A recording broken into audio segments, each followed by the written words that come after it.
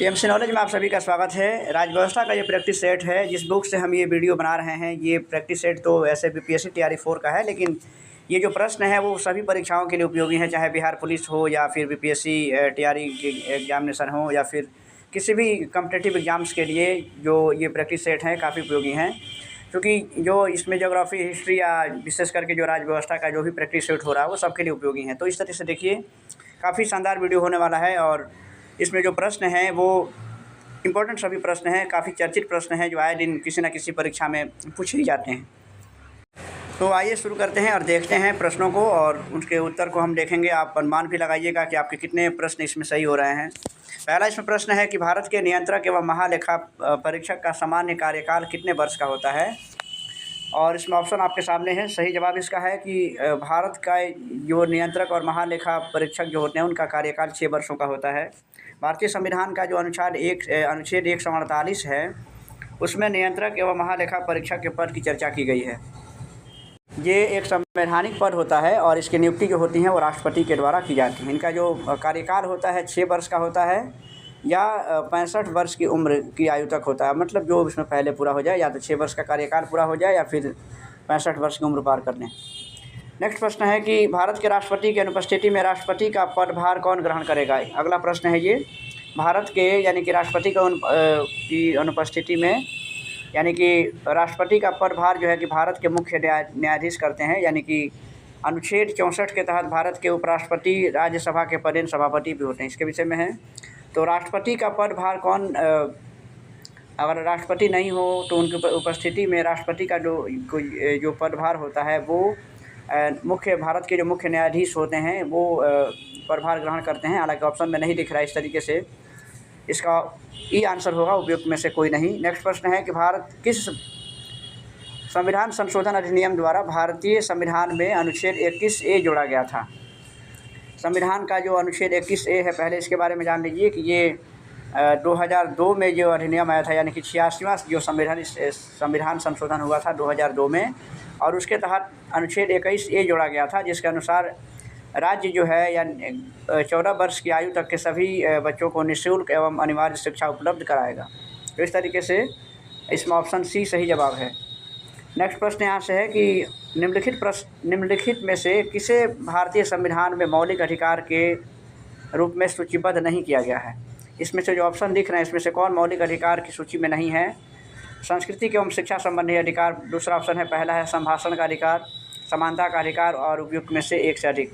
इसका सही जवाब है कि इसमें जो संभाषण का अधिकार है वो भारतीय संविधान के मौलिक अधिकार के रूप में नहीं है, यानी कि ऑप्शन ए इसका सही जवाब हो। बाकी जो संस्कृति और शिक्षा का अधिकार ये संविधान है, समानता का अधिकार भी है।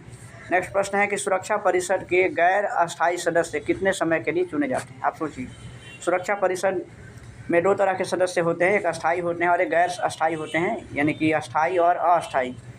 इसमें सवाल है कि सुरक्षा परिषद के जो गैर अस्थायी हैं यानी कि अस्थायी जो सदस्य हैं वो कितने समय के लिए चुने जाते हैं। सही जवाब होगा कि 2 साल के लिए उनका चुनाव होता है और 2 साल के लिए वो रहते हैं सुरक्षा परिषद के सदस्य के रूप में। सुरक्षा परिषद में 5 जो सदस्य होते हैं वो अस्थायी सदस्य हैं, यानी कि वो हमेशा के लिए हैं, और इसमें 10 जो सदस्य होते हैं वो अस्थायी सदस्य होते हैं और इनका जो अवधि होता है, कार्यकाल जो होता है वो 2 साल का होता है। यानी कि 2 वर्ष की अवधि तक वो सुरक्षा परिषद के सदस्य बने रहते हैं और प्रत्येक 2 साल पे वो हट जाते हैं। इस तरीके से सुरक्षा परिषद में कुल 15 सदस्य होते हैं, यानी कि जिसमें से 5 अस्थायी हैं और 10 अस्थायी हैं। अस्थायी सदस्य कौन कौन है ये भी आप जान लीजिएगा कि उसमें जो USA हैं, फिर से उसमें फ्रांस, रूस और चीन हैं और ब्रिटेन, ये सभी जो हैं कि उसके अस्थायी सदस्य हैं। और अस्थायी सदस्यों को वीटो का पावर भी है। भारत के किस पड़ोसी देश ने मार्च में 35.37% पर सबसे अधिक वार्षिक मुद्रास्फीति दर्ज की है। ये अगला प्रश्न है, ये करंट अफेयर के भी प्रश्न हो सकते हैं। यानी कि भारत के किस पड़ोसी देश ने मार्च में 35.37% पर सबसे अधिक वार्षिक मुद्रास्फीति दर्ज की है। और इसका सही जवाब है यानी कि जो भारत का पड़ोसी जो है पाकिस्तान है, और वो मार्च में सबसे ज़्यादा मुद्रास्फीति यानी कि वार्षिक मुद्रास्फीति दर्ज की है। पाकिस्तान की जो वार्षिक मुद्रास्फीति है मई 2023 में रिकॉर्ड थी, यानी कि 37.97% थी। तो इस तरीके से ऑप्शन इसका बी सही होगा। नेक्स्ट प्रश्न है कि कौन सा अनुच्छेद राज्य को किसी भी नागरिक के विरुद्ध सिर्फ धर्म, नस्ल, जाति और लिंग के आधार पर भेदभाव करने से रोकता है। यानी कि इसमें आपको ये बताना है कि इसमें संविधान का ऐसा कौन सा अनुच्छेद है जो भेदभाव को, यानी कि चाहे वो धार्मिक हो, चाहे वो जातिगत हो या लैंगिक भेदभाव हो, उसको रोकने का काम करता है। और इसका सही जवाब है अनुच्छेद 15। यानी कि अनुच्छेद 15 में ये कहा गया है कि किसी भी नागरिक, यानी कि जो कानून की नज़र में सभी जो लोग हैं वो बराबर हैं और किसी भी नागरिक के साथ धर्म, नस्ल, जाति और लिंग के आधार पर उसके साथ भेदभाव नहीं किया जाएगा। और इस तरीके से अनुच्छेद 14 जो है वो विधि के समक्ष समानता का भी अधिकार देता है, ये अनुच्छेद जो है। और 15 में भेदभाव को रोकने का इससे संबंधित प्रावधान इसमें किए गए हैं। और अनुच्छेद 16 जो है इसके तहत अवसर की समानता का प्रावधान किया गया है। नेक्स्ट प्रश्न है कि राष्ट्रीय आपातकाल का दुरुपयोग रोकने हेतु संविधान संशोधन अधिनियम कौन सा है। यानी कि राष्ट्रीय आपातकाल के दौरान जो आपातकाल की जो घोषणा होती है उसके दौरान उसका दुरुपयोग नहीं हो, उसके रोकने के लिए कौन सा अधिनियम लाया गया था। तो सही जवाब है कि इसमें 44वां संविधान संशोधन हुआ था आपातकाल का दुरुपयोग रोकने के लिए। नेक्स्ट प्रश्न यहाँ से है कि धर्मनिरपेक्ष शब्द भारत के संविधान की उद्देशिका का एक भाग है। यानी कि किस संशोधन के बाद इसको लाया गया था। ऑप्शन आप देख सकते हैं। धर्मनिरपेक्षता जो शब्द जोड़ा गया था, धर्मनिरपेक्ष, ये भारत के संविधान की उद्देशिका का एक भाग है, इस संविधान से संबंधित है ये। और इसका सही जवाब है कि 42वां जो संविधान संशोधन हुआ था उसके तहत संविधान की प्रस्तावना में धर्मनिरपेक्षता, समाजवाद और अखंडता, ये 3 शब्द को जोड़ा गया था। ये काफ़ी इंपॉर्टेंट प्रश्न है। 3 शब्द जोड़े गए थे 42वें संविधान संशोधन के द्वारा। जो ये शब्द थे धर्मनिरपेक्षता, समाजवाद और अखंडता।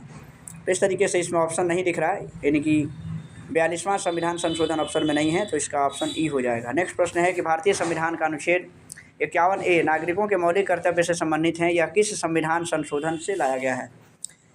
मौलिक कर्तव्य जो लाए गए थे, यानी कि ये 42वां संविधान जो संशोधन हुआ था 1976 में, ये ऑप्शन 20 में दिख रहा है, 1976 में संशोधन हुआ था और उसके तहत मौलिक कर्तव्यों को शामिल किया गया था।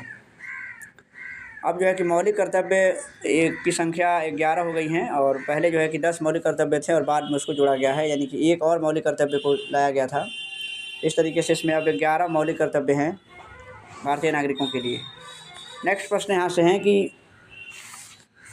जो गीत है जन गण मन, जो हमारा राष्ट्रगान है, जन गण मन को भारत के राष्ट्रगान के रूप में किस वर्ष स्वीकृत किया गया था, ये अगला प्रश्न है। और इसका सही जवाब है कि 1950 ईस्वी में जो ये जन गण मन भारत का जो राष्ट्रगान है वो रविंद्रनाथ टैगोर ने इसकी रचना की थी और 1950 में इसे स्वीकार किया गया था।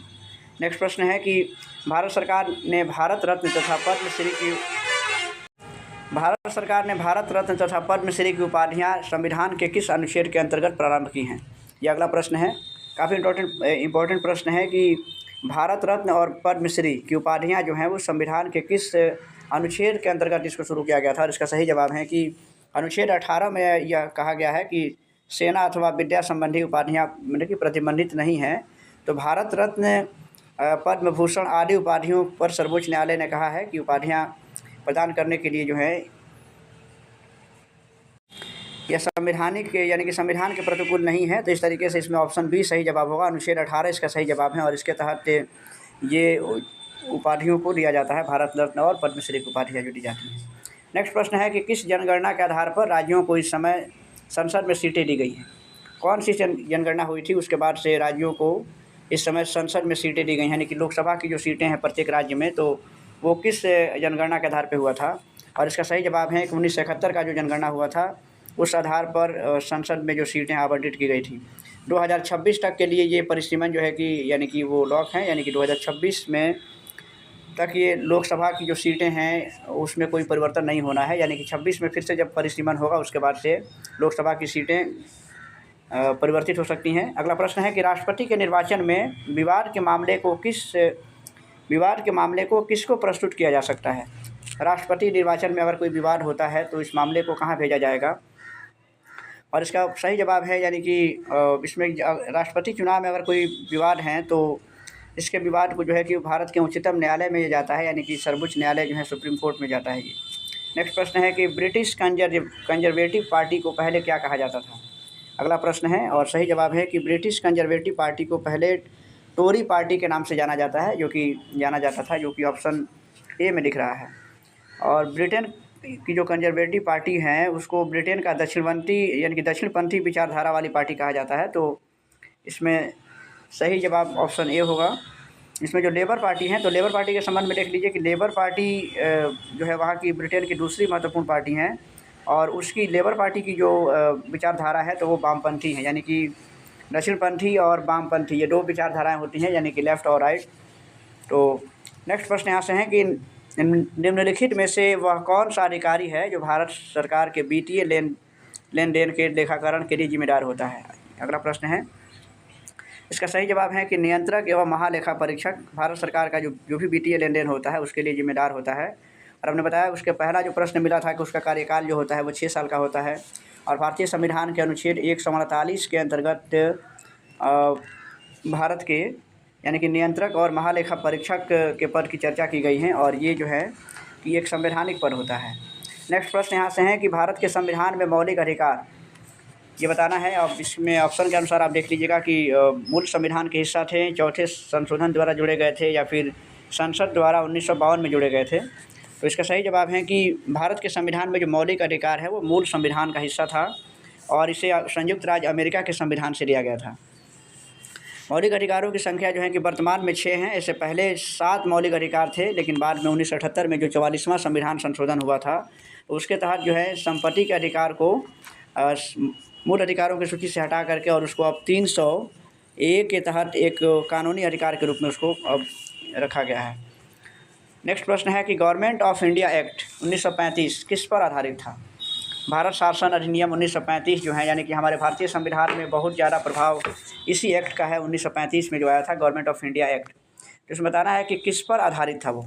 और इसमें देख लीजिएगा कि गवर्नमेंट ऑफ इंडिया एक्ट जो बना था, यानी कि भारत संविधान अधिनियम 1935, वो साइमन कमीशन पर आधारित था। यानी कि साइमन कमीशन जब भारत में आया था 1928 में, आप जानते हैं कि साइमन कमीशन का विरोध भी किया गया था भारत में, क्योंकि उसमें 7 सदस्य थे और उसमें किसी भी भारतीयों को शामिल नहीं किया गया था।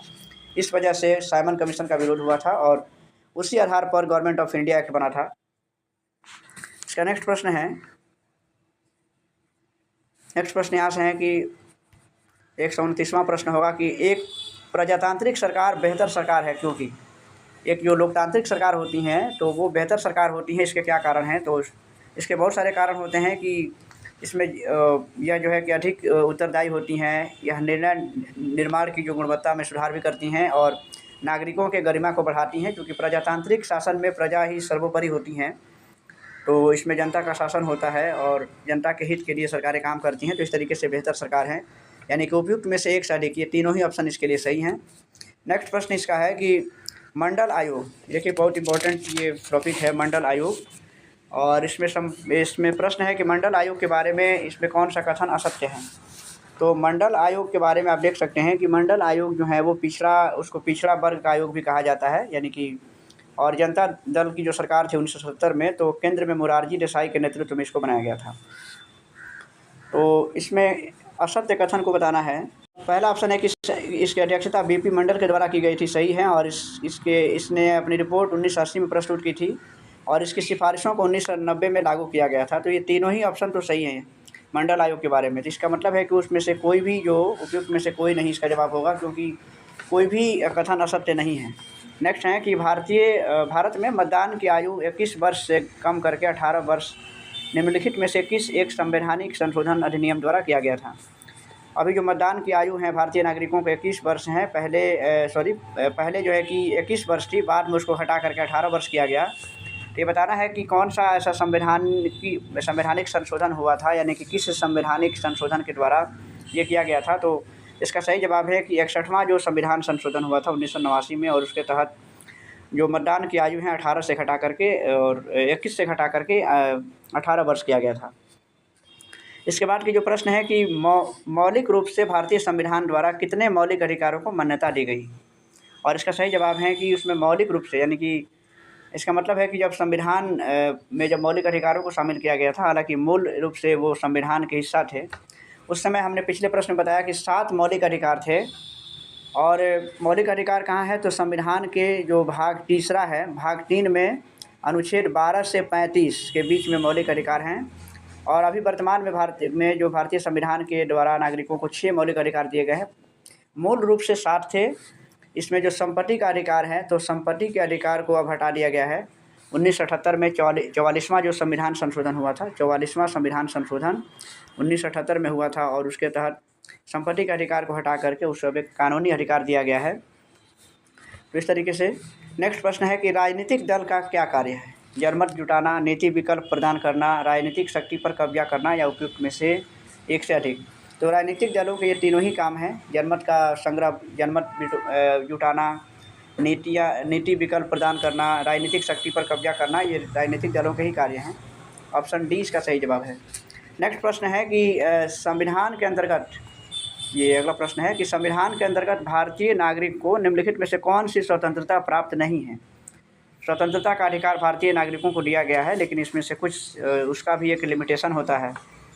तो इसमें से कौन सा जो है वो स्वतंत्रता का अधिकार भारतीय नागरिकों को नहीं है? तो इसमें देख सकते हैं कि भाषण और अभिव्यक्ति की स्वतंत्रता। देखिए, इसमें भाषण और अभिव्यक्ति की स्वतंत्रता है, ये सही है। और संघ व समुदाय बनाने की भी स्वतंत्रता दी गई है, और देश के किसी भी भाग में निवास करने की स्वतंत्रता है। तो तीनों ही जो ऑप्शन हैं वो स्वतंत्रता, माने कि भारतीय नागरिकों को ये स्वतंत्रता का अधिकार मिला है। तो इस तरीके से ऐसा कोई भी इसमें ऑप्शन में अधिकार नहीं दिख रहा है जो नहीं दिया गया है। इस तरीके से इसका जवाब ऑप्शन ई में है। इसके बाद के जो प्रश्न है देख सकते हैं कि कांग्रेस पार्टी द्वारा गरीबी हटाओ का नारा निम्नलिखित में से किस लोकसभा चुनाव में दिया गया था? काफ़ी इंपॉर्टेंट प्रश्न है। 1971 के चुनाव में इंदिरा गांधी ने इस नारा को दिया था, गरीबी हटाओ का नारा लगाया था, क्योंकि उस समय इंदिरा गांधी के विपक्ष के खिलाफ जो है कि विपक्षी जो पार्टियां हैं वो पूरी तरह से हावी होना चाहती थी, और उसने कांग्रेस विरोधी मोर्चा भी खोला था। लेकिन विपक्ष ने उस समय नारा लगाया था इंदिरा हटाओ, और इंदिरा गांधी ने नारा दिया था गरीबी हटाओ। और इस नारे के द्वारा, यानी कि गरीबी हटाओ का जो नारा था वो किसानों पर, मजदूरों पर, और यहाँ से कहें कि महिलाओं पर, यानी कि देश के हर तबकों पर बहुत उसका असर हुआ, और इंदिरा गांधी भारी मतों से उस चुनाव को जीत गई थी। तो इस तरीके से इसके बाद के प्रश्न है कि सर्वोच्च न्यायालय के मुख्य न्यायाधीश की नियुक्ति कौन करता है? सर्वोच्च न्यायालय के मुख्य न्यायाधीश की नियुक्ति जो होती है वो भारत के राष्ट्रपति के द्वारा होती हैं। संविधान के अनुच्छेद जो 124 हैं, तो 124 के तहत इस बात की चर्चा की गई है कि भारत में उच्चतम न्यायालय की स्थापना की गई है, और 26 जनवरी 1950 को इसकी स्थापना हुई थी। तो इसके जो मुख्य न्यायाधीश हैं उनकी नियुक्ति राष्ट्रपति के द्वारा होती हैं। नेक्स्ट प्रश्न यहाँ से है कि भारत का निर्वाचन आयोग, ये बताना है। अभी निर्वाचन आयोग काफ़ी चर्चे में है, जो बिहार में अभी जो मतदाता सूची का एक तरह से पुनर्निरीक्षण हो रहा है। भारत का निर्वाचन आयोग बताना है कि किस प्रकार की संस्था हैं, ये एक स्वायत्त निकाय हैं या फिर संवैधानिक निकाय हैं, इसकी स्थापना कब हुई थी? तो इसमें देख लीजिए, सभी ऑप्शन आपके सामने ही हैं। इसका सही जवाब है कि भारत का जो निर्वाचन आयोग है, यानी कि एक संवैधानिक निकाय है, सही है। और इसकी जो स्थापना है वो 25 जनवरी 1950 को की गई थी, और इसलिए 25 जनवरी को राष्ट्रीय मतदाता दिवस भी मनाया जाता है। तो इस तरीके से इसमें से 2 ऑप्शन सही हैं। और भारतीय संविधान का जो अनुच्छेद है 324, अनुच्छेद 324 के तहत निर्वाचन आयोग के बारे में वो बंद कराए गए हैं। तो इसमें से एक से अधिक जो कथन इसके सही हैं। इस तरीके से ऑप्शन डी इसका सही जवाब होगा। नेक्स्ट प्रश्न है कि छोटे शहरी क्षेत्र के लिए किस संस्था के निर्माण का प्रावधान किया गया है?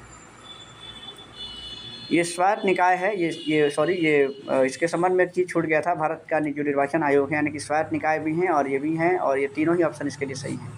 फिलहाल देखिए इसके प्रश्न को कि छोटे शहरी क्षेत्र के लिए किस संस्था के निर्माण का प्रावधान किया गया है, और इसका सही जवाब क्या है कि इसके लिए नगर परिषद के निर्माण का प्रावधान है, छोटे जो शहरी क्षेत्र हैं उनके लिए।